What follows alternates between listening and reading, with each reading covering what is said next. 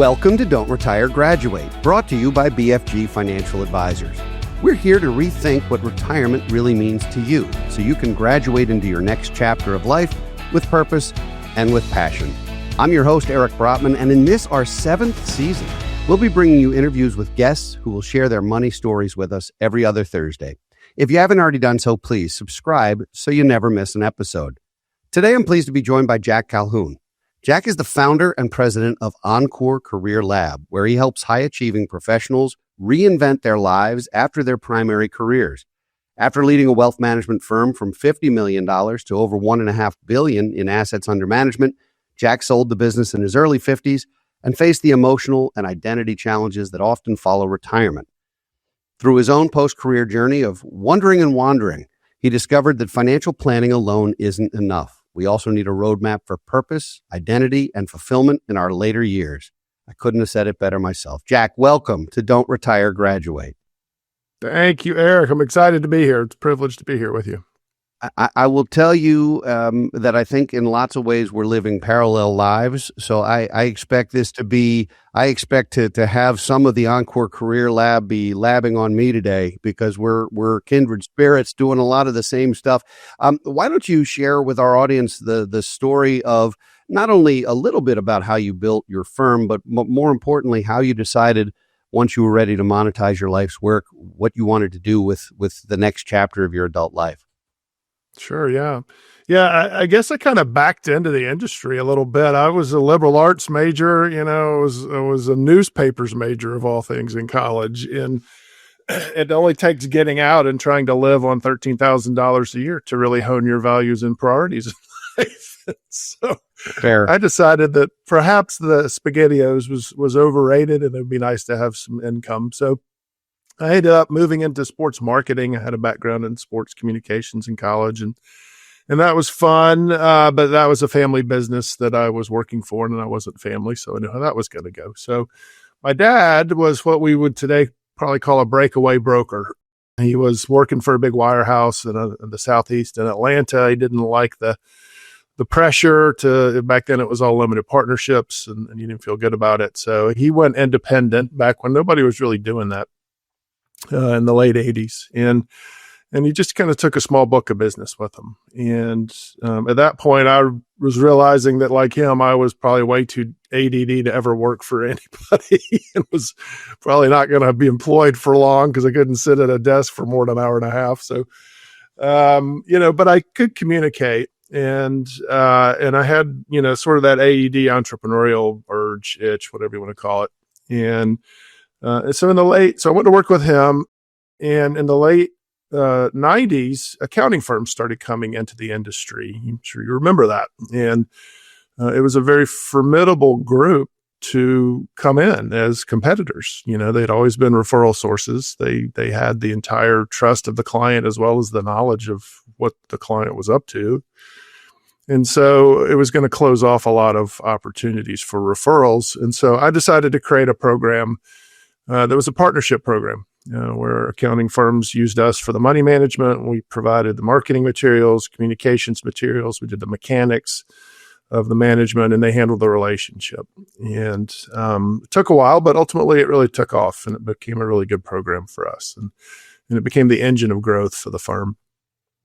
And so about 2005 or so, we bought my dad out of the practice. I became the managing partner, majority owner with a few other partners that were friends and key partners. And we really grew, and we, survived the 2000s and the two bear markets and actually did really well on the other side of them because, we did things the right way, right? Just like you do. And so people find you in times of trauma. When you're doing things the right way, you become a lifeboat for a lot of people. And so that's essentially what happened. The accounting firms started getting covered up with requests for help. They sent a lot of money to us. Our assets grew. And so at the same time, all of this M&A activity started happening in wealth management, and firms were rolling up, wealth management firms. And so we started getting offers. We were, as you mentioned, north of $1 billion in assets, and they were pretty compelling offers. And I hadn't really thought about it. I hadn't thought about selling. I was right about 50. But it got me thinking, and one of the things that got me thinking was I'm kind of your creative entrepreneurial type personality in a very, buttoned up finance driven world. And, I was pretty good at what I did and I was good with clients, but I never felt like, I was put on this earth to be a financial advisor. I respected it. I thought we did good work, but I thought, this was something I did and I'm proud of it. And now let's go do something different and fun, right? Something new. And now I have the wherewithal to decide what that is. And so that was the entirety of my deep critical thinking of selling my company. Wow. Wow. A little impulsive. Well, let me bring some of our parallels to light. First of all, I was also a liberal arts major. I studied English. All right. And I worked for the school newspaper. But I worked in the sales side doing advertising, not actually doing the writing, which is sort of an interesting one too. Went to work for a brokerage firm in the legal department. Like most English majors, you're either going to teach or go to law school. I decided on law school and then decided not to go and found financial advising. So it's interesting because, you're talking about the M&A opportunities in our industry and the offers are silly. They're really off the charts silly. And, we're trying to take a different approach here, which is to do something fully internal and to be buyers rather than sellers.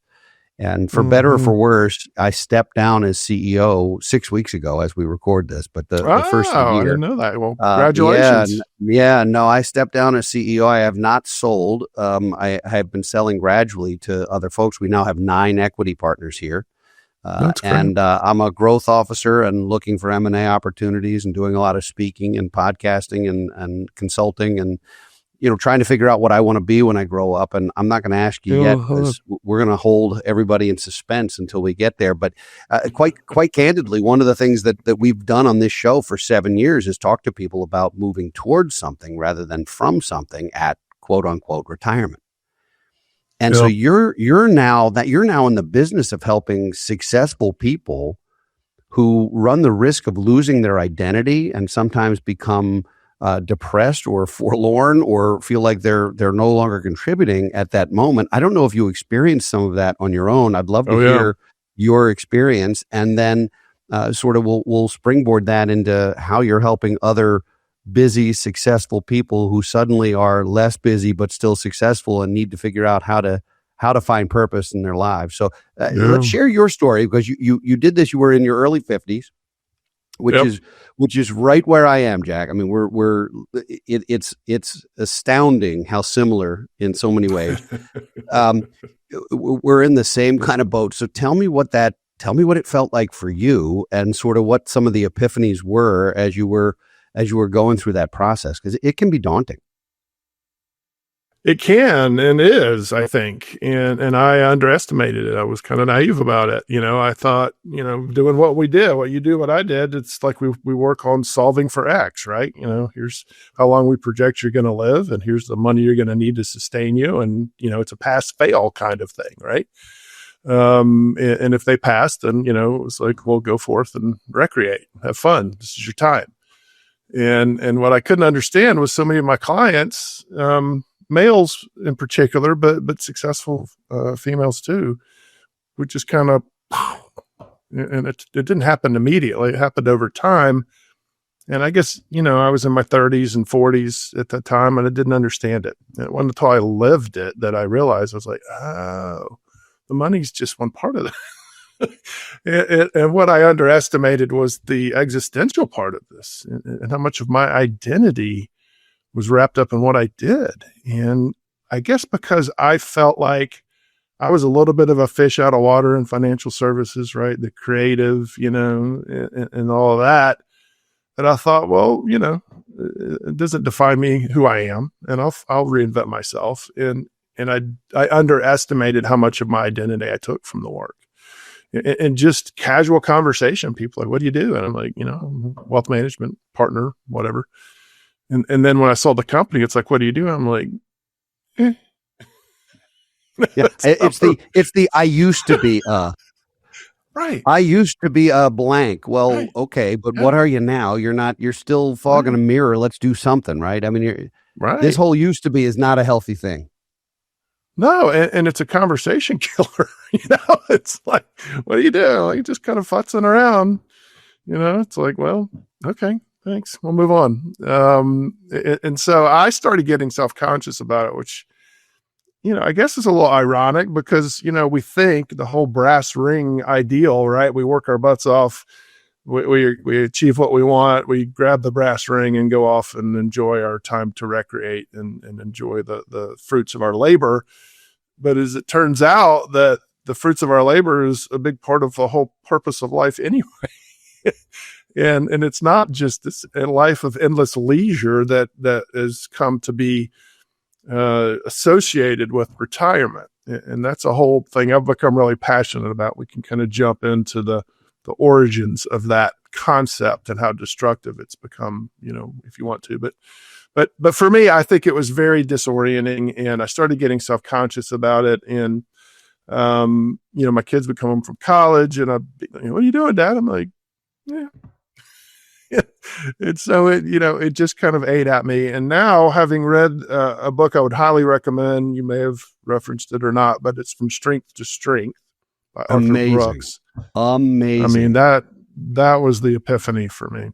Oh my goodness. I should have him on the show because I have been talking about that book since the minute I picked it up. I could not put it down, and it changed so much of my philosophy and attitude overnight. It's so funny that you found the exact same thing. Me too. This is just, this is become uncanny, part of friend. our curriculum. And by the way, back up your Brinks truck if you want to get Arthur Brooks on this show, but you're competing with Oprah, but well, but listen, it's worth a shot. You get nothing you don't ask for. I'll try. We'll see if our producers can make that happen. Let's there it is. Look, given that book is a life-changing event for me, and it sounds like for you. And Arthur, if you'd like to be on the show, we'd love to have you. Fully support it. I would love it. I think he'd be great. So a big part of what the epiphany from that book was that he called it the striver's curse. And I think for people who are very invested in their career becomes identity. We only know one thing, which is to set our sights on objectives and goals and strive to accomplish them. And that comes out of this sort of meritocracy that we've created in this country and Western civilization society, striving to get in the right schools, and, get our foot in the door of the right firm, and then get to an income level, and we get the house in the right neighborhood to send our kids to the right schools. And it's just a whole game that we all play. And then when that goes away, we feel rudderless. And and the sense that we're just going to cool our jets and be proud of what we've accomplished, and now it's recreation time, it turns out is just a terrible idea. We're not wired for that. We're wired to do things that matter and that have an impact and to feel like we matter. And that's the part that I realized quickly is like, oh, we're missing a big part of this in wealth management. And it's not really wealth management's fault. That's sort of the limitations of that area, right? Oh, it's interesting you say that. I think it is our fault as an industry. I think we're not preparing people for the psychological, social, spiritual, mental, intellectual challenges, just the financial ones. And AI can do that, Jack. AI can do the financial. It's a math problem. It's algebra. Yeah. It's the human side of it that makes this so great. Yeah. I don't know. Are you familiar with the Anya Institute? Have you ever heard of them? I am by reputation. Yep. Not deeply, but so I am part of their second cohort group this year. And could not be more honored and thrilled to be a part of it. But it's really about integrative wealth and how to bring the concept way beyond money, because to your point, money's a tool. Money's part of it. I mean, certainly you need resources, but it is right. If that's all you live for, boy, are you going to be disappointed when you finally have that pot of gold. It's just not rewarding. It's nice, but it's not rewarding by itself. You got to have things to do. So if you're not familiar, or it sounds like you are familiar with that group, that might be up your alley too, because I'll definitely check that out. It's a special Well, and group you've of touched people. on, yeah, okay, I appreciate that. Yeah. And you've touched on what I think is a significant, point, which is that we think it's about the financial, and that's just as a society, the way that we're sort of groomed for this. And then you get the numbers right and you feel like, okay, well, I guess I'm supposed to be happy and fulfilled now. And then when you don't feel that way, then you feel like you're doing it wrong. And, in my case, having been an advisor to high net worth people for 20 plus years, telling them if you do these things, you're going to have a happy retirement, I felt a little bit like I was a hypocrite. Yeah. And I was like, well, I guess I've been doing it wrong somehow. And so what I find is that we go internal. We don't talk to people about it. And on some level, I think we just know how fortunate we are, right? I mean, cry me a river, right? I mean, I've got money and I'm secure, and who's going to feel sorry for me? Nobody. And I don't blame them. Yet when you're rudderless and you don't know what to do with yourself and you feel like you have a lot left to offer, but you have no idea what that is, then you do get stuck and you get self-conscious. And so what I find, I know this was my case, I find this with a lot of clients, is we go internal, we try to read our way out of it, we try to think our way out of it. We sit in our basement and read personal development books. I can only speak for myself. And you mean the man cave? Yes, the man cave. Man cave where I read things like straight to straight. Yes. Correct. And so what I realized was this is a really weird phase of life historically, genealogically. Yeah. We're really the first generation that's grappling with this, right? Even 30 or 40 years ago, this wasn't a topic and it wasn't relevant. Well, and a lot of that has to do with not only longevity and lifespan, but also health span. Right. When you think about the traditional retirement, and I spend almost a chapter on it in my book because I think that it's so horribly defined. But when you think about a traditional retirement, the idea was you would work from 15 or 16 or 18 until you're 65 and you're dead at 72. Right. And that is no longer the human experience in most cases. No. We hit the workforce at 25. We might be in a hole financially because of student loans and grad school and all the things. We want to retire at 50 and could live to be 106. And the math doesn't math. Right. But beyond that, that is a very long time to be idle. And you know what idle minds are, right? I mean, that's problematic. So there's a lot of different adventures though. And I trust, and I'm going to ask you about the Career Lab that you've created, because I'm going to imagine that there's a choose your own adventure for almost anyone. And that some of those involve consulting or serving on boards, or some of them are volunteering. Some of them certainly are family and recreation, but there's so many different aspects of our lives that can be enriched by our freedom, flexibility, and hopefully financial independence. So talk a little bit about what you're doing and how you're helping people sort of regain that rudder. Yeah, I guess with everything, in entrepreneurial world, so much of it comes from your own pain. You try to reverse engineer your own mistakes and fix them for other people. And you reference the wondering and wandering phase. That's what I call it. And that's the sense that, you've got options, but you don't know what those are. And so you just kind of dabble, or, in the South, my grandmother would have said, piddle around, quit piddling around with stuff. And I felt like I was just piddling around with stuff all the time, because you not only have options, but you also have overwhelm. And if you commit to one thing, you're choosing that over other things, and then you're not sure. So that was what I realized was a big part of the problem, that we didn't prepare people for creating a thriving life after retirement beyond just the recreational stuff. And that was what people really were going to need and do need for this next phase, to your point, because people are retiring earlier, a lot of times not by their own choice, right? They're getting the retirement packages. I mean, down here in Atlanta, it's Coke and Delta and Home Depot are just forever throwing early retirement packages at people in their 50s, and they're taking them because they don't know if they're going to get them again. So they get this package and then they're 58 and they might live to be 98 or 106, right? And that's a very different proposition than our grandparents had, right? That's right. That's right. And so what I've realized is, we need a framework and a process to help us get oriented, not only about what we're going to do, but why we're going to do it, right? It's a Simon Sinek start with why concept, and I'm a big believer in that. And what I found with my clients is we want to rush into the what. What are you doing? Because we get very self-conscious when we don't have an answer for that.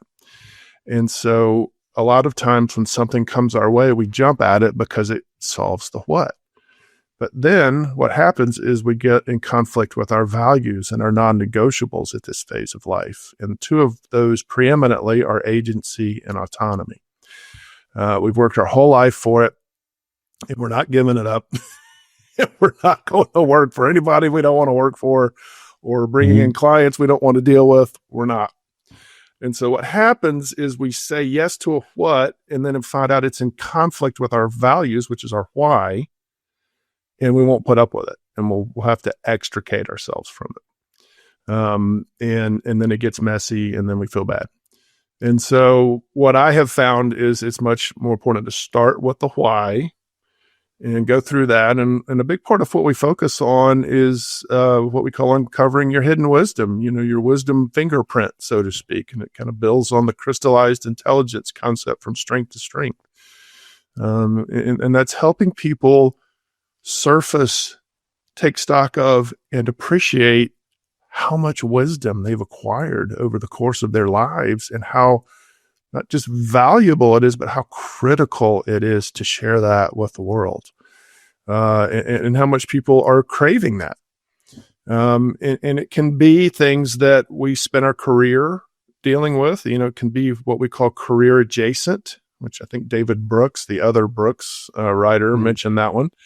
That would be maybe consulting in an area of expertise that we had from our career, like financial services. Then there's non-career adjacent, and those can be great too. And sometimes those are the most fun, right? Where you're doing something completely different from what you did, and so that's a big part of our focus is starting with the why, then the what, then the how. It's a 12-week online curriculum that we also have small groups and one-on-one coaching.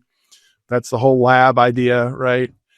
And we're not only trying to open doors, we're also trying to close off some doors, right? Some things that might be interesting, but maybe don't align with the values and non-negotiables people have at this phase.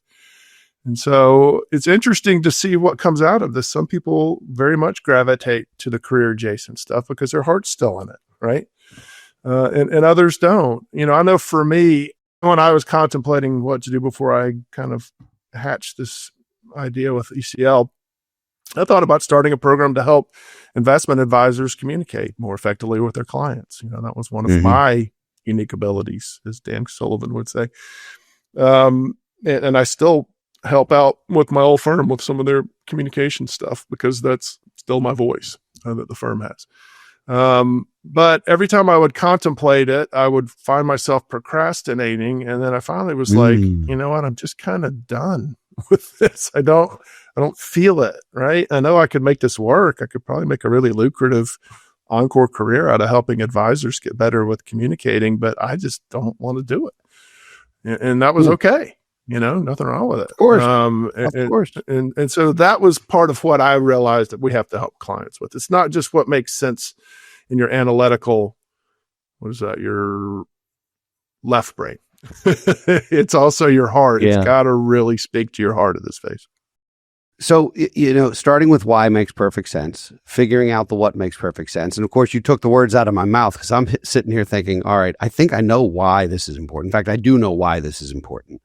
And I do have plenty of ideas for what. And the challenge with that is selecting, prioritizing. I think Bill Gates said that busy is the new stupid. There's lots of ways to fill your calendar with nonsense and not feel, just because you're busy doesn't mean you're productive. It doesn't mean you're happy. It doesn't mean you're fulfilled in any way. But getting to the how, I think is so important. How, and not the logistics how. I mean, if you want to serve on a board, there's ways to do that. You can figure out how. If you want to do consulting, if you want to do how is, when we're talking about how here, we're talking about how to determine the what and the why for yourself, I would assume, because that how to do these things is, you go on LinkedIn and you find people who can help you. But in terms of the how to determine and really identify your why and then your what, that feels like the how I want to know about. So you have a program that's helping folks go through that. Yeah, that's exactly what we do in Encore Career Lab. And we save the how for the end so that we can get to the foundational stuff at the beginning. And then the how for us is coming at it. Part of this is mindset. And this is the strivers thing that we were talking about.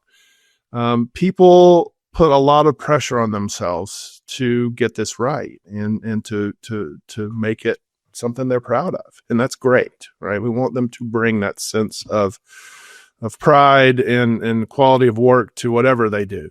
But a lot of that is bringing our 30-year career mentality into this next phase, and it's completely different. We're not building a new 30-year career. We're not putting on what I call our professional armor like we did every day for 20 years and being impervious and infallible. This phase of life, I call it going from guru mode to Sherpa mode. Guru mode is you're managing $5 million for somebody and they don't want to know about your problems. They don't even want to know that you have problems. Sherpa mode is what I'm doing now. Hey, I've been there, done that, and I went down this path, and let me show you some things that I learned the hard way that I can help you avoid. Have you identified trends now that you've been doing this for a while, where there are certain types of humans where there's enough data in your lab to say, all right, these are the 3 or 6 or 29 personality types and paths that people take? Are you seeing a lot of similarities between folks, just at least anecdotally? Yes, I am. And the thing that really jumps out over and over again is this word generativity. I didn't coin it. It was coined by Erik Erikson, who was this preeminent psychologist in the 20th century. And I heard Chip Conley mentioned it, who's the founder of Modern Elder Academy. And it really jumped out at me. And generativity is this compulsion that we feel as we get older to give back and to share what we know. And it's the wisdom of the elders. And our generativity impulse gets stronger as we get older. So there is one constant with every person who's come through this program, and it has been, I feel like I have a lot to offer and I want to give back. I want it to do things that I care about for people I care about. Now, is that a self-selection thing? In other words, are the people, let's talk chicken and egg. Are the people who realize they have something they want to give back the people more likely to do your program, or are the people who do your program more likely to discover that there's a lot they want to give back? It might be self-selection. You're not taking a random walk with humans into your program. You're taking folks into your program who already, I would think, identify that they have something to give and that they want to create purpose. And that's why they do it in the first place. Correct. I doubt you're changing minds. Well, I'm not changing minds from people who have zero interest in this subject matter. And there are a lot of people for whom work was putting food on the table and keeping a roof over their head so they could go on and live their lives outside of work. And that is totally honorable, totally respectable. I get it. Then there's a whole other class of people, not class, but group of people for whom work became a big part of their identity and they feel disoriented without that. And so the messaging, I think, helps people to self-select, right? And that needs to resonate with people. But I think when people come in, it's sort of this vague feeling like I have a lot left to offer. And that's kind of it for a lot of people. And so a big part of what we do and that lights me up is helping people figure out what is it, right? And also what isn't it, if that makes sense. Well, that makes perfect sense. Yeah. Yeah. And right, I got off into a venture. Yeah, please. Let me put you on the spot. Yeah. I'm going to put you on the spot. I'm going to tell you what my own personal path looks like. And you tell me if I fit into one of your groups. All right. Because here's where I am right now. I'm in a position where I am almost empty nested. have hit financial independence, and am in a position where I'm working for fun, and I love it. I'm enjoying it, but I'm working for fun. Yep. And I find myself working more than ever and not creating a lot of balance because I'm still saying yes to lots of projects. And I think there's a part of me that thinks if you start turning down projects, you're going to stop getting offered projects. Is that head trash? Or is there some truth to that it being super selective? I've heard lots of people say, pick your projects carefully. And if I'm taking on darn near everything, I can't, that becomes problematic. But there's a sense, and I've always heard this with media. I've always heard if you have media contacting you for an interview and you can't do it, they're going to find somebody else and stop calling you. Is that, do you think, true with the consulting, particularly the career adjacent mindset? Do you think there's some truth to that, or is that head trash on my part, Jack? I think there's some validity to it in that if we get so selective and so precious about it that we're just not saying yes to hardly anything, then inertia kicks in pretty quickly. And what I have found is that it's really within about 2 years of the line being retirement or career end, whatever you want to call it. People who are within about 2 years of the line or just over about 2 years of the line are sort of our ideal group to work with. Within 2 years, they know that this is coming. They can't avoid it. They need to deal with it, and they want to have a plan. On the other side are people who have discovered that they were, maybe they feel misled, or they were just not ready for this life of endless leisure that we talk about, and they want to get back into it, and they want to define what it is. Beyond that, inertia does kick in. And I find that people who have been, fully retired and doing the, life of pickleball and cruising, and that's great, and that's it, they don't want to hear it.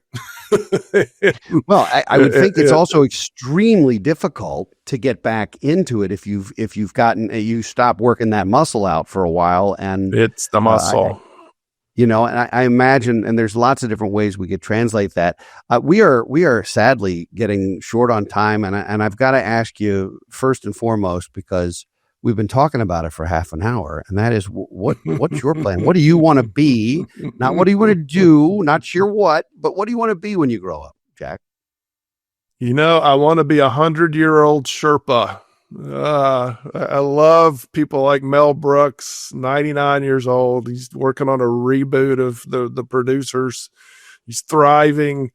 All these people that are moving into these ages that we just thought were just like borderline vegetative, and they're just thriving, and there's such inspirations. And I want to be that guy. My subject matter is helping people figure out how to reinvent themselves post-career. And I'd love to keep doing that and be that guy 40 years from now. The 100-year-old Sherpa. There's your book. There's your book title, Jack.